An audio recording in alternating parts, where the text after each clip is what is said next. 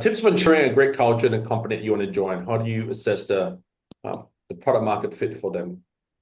Yeah. So I think I spoke about this briefly at the top, right? When you're trying to, prioritize between, is it the company culture, the role, and the pay, right? And I think company culture, I think it comes back to one, I would really, I know I bring this up because I really need to think for the company culture, you really need to think, right? Is it really a bubble and a tunnel that you are channeling yourself into that stops you from applying for a lot of companies, or maybe preconceptions about companies, certain industries, right?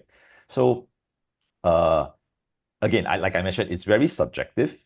I would suggest that the best way actually is to speak to people. I think nothing beats speaking to people at that work at the company, especially people you enjoy working with or have a similar, or you feel has similar cultural alignment with you.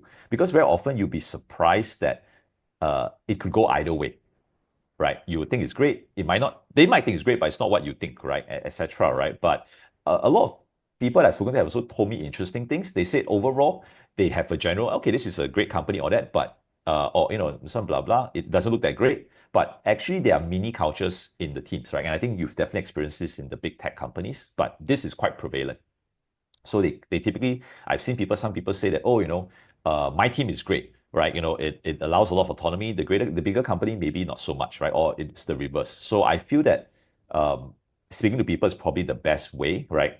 Figuring out who are the people you enjoy working with and why they join those companies is a good indication, right?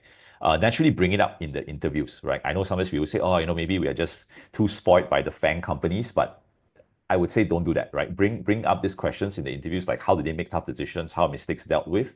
And one feedback I've received from people who I've spoken to, right, in the community, trust your gut. Don't ignore the flags. Even though you want the job, it's okay, right? And all that, but trust your gut, don't ignore the flags, right? Yeah.